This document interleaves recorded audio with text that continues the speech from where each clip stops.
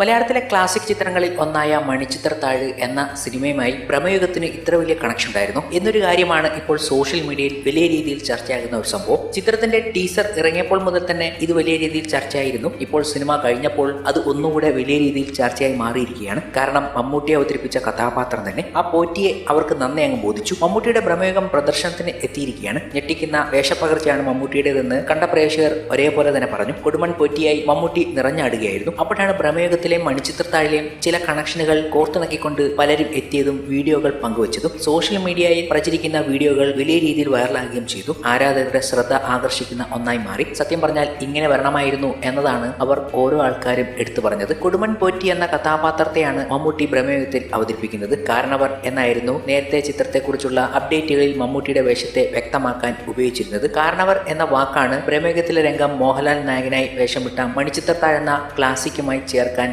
ഉപയോഗിച്ചിരിക്കുന്നത്. മോഹൻലാലിന്റെ doctor Sunny കാരണവരുടെ photo നോക്കുന്നതാണ് സാമൂഹ്യ മാധ്യമങ്ങളിൽ പ്രചരിക്കുന്ന വീഡിയോകളിൽ കാണാൻ കഴിയുന്നത്. മമ്മൂട്ടി വേഷമിട്ട പ്രമേയത്തിന്റെ ട്രെയിലറിലെ രംഗങ്ങളാണ് മണിച്ചിത്രത്താഴുമായി ചേർത്തിരിക്കുന്നത്. പ്രമേയത്തിലെയും മണിച്ചിത്രത്താഴിലെയും പ്രധാന താരങ്ങളെ വീഡിയോയിൽ കാണാം. മികച്ചൊരു മിക്സിംഗ് ആണ് ഇതെന്നാണ് വീഡിയോ കണ്ടവർ അഭിപ്രായപ്പെടുന്നത്. മണിച്ചിത്രത്താഴിന്റെ ഒത്തിരി റീമേക്കുകൾ പല ഭാഷയിലും സംഭവിച്ചിട്ടുണ്ട്. ഇപ്പോഴിതാ മണിച്ചിത്രത്താഴിന്റെ പ്രീക്വൽ പോലും സിനിമയായി എത്തുകയും ചെയ്തിരുന്നു. എന്നാൽ അതൊന്നും വർക്കൗട്ട് ആയില്ല. പക്ഷെ മലയാളത്തിൽ ഇത് ചെയ്യാൻ കഴിയുമെന്ന് വ്യക്തമാക്കുന്ന ഒരു കാര്യത്തെ കൂടിയാണ് അവർ സൂചിപ്പിക്കുന്നതും. കാരണം മണിച്ചിത്രത്താഴിന്റെ ഒരു ഭൂതകാലമുണ്ട്. നാഗവല്ലി ആരായിരുന്നു, നാഗവല്ലിക്ക് എന്താണ് സംഭവിച്ചത് എന്ന് പറയുന്ന ഒരു പഴയകാല കഥ. ആ കഥയിലെ കാരണവർ, അങ്ങനെ ഒരു കാരണവരെ വെച്ച് ഒരു കഥ ഉണ്ടാക്കുകയാണെങ്കിൽ മമ്മൂട്ടി ഭ്രമയുഗത്തിൽ അവതരിപ്പിച്ച ഈ കൊടുമൺ പോറ്റി അതിന് ആപ്റ്റ് ആയിരിക്കുമെന്ന് പറഞ്ഞു വെക്കുകയാണ് പലരും. ഈ ഭ്രമയുഗം എന്ന ചിത്രവും മമ്മൂട്ടിയും കണ്ടവർക്ക് അത് ഉറപ്പായും പറയാവുന്ന ഒരു കാര്യമാണ്. ഒരു മണിച്ചിത്രത്താഴ് 2 വന്നാൽ അത് ഉറപ്പിക്കാം മമ്മൂട്ടിയിൽ ഭദ്രമായിരിക്കുമെന്ന്. അതും ഇതേപോലെ തന്നെ ഒരു കഥാപാത്രത്തെ കൊണ്ടുവരണം എന്ന് തന്നെയാണ് അവർ പറയുന്നതും. അത്രയ്ക്ക് പവർഫുൾ ആയിരുന്നു മമ്മൂട്ടിയുടെ കഥാപാത്രം എന്നത് ഒരു ഭാഗത്ത് നിൽക്കുമ്പോൾ മണിച്ചിത്രത്താഴുമായി കണക്ട് ചെയ്യാവുന്ന മറ്റൊരു കാര്യം കൂടി നമ്മൾ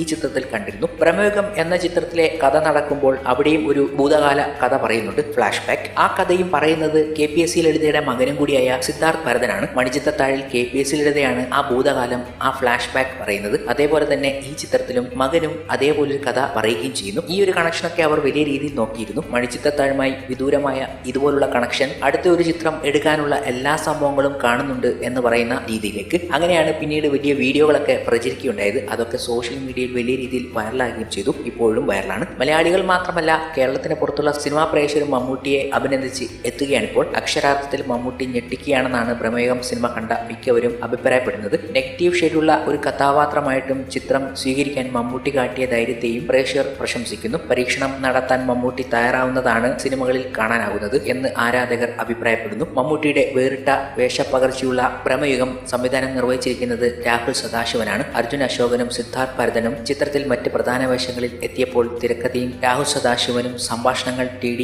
രാമകൃഷ്ണനുമാണ്. ഛായാഗ്രഹണം ഷെഹനാദ് ജലാൽ, സംഗീതം ക്രിസ്റ്റോ സേവ്യർ.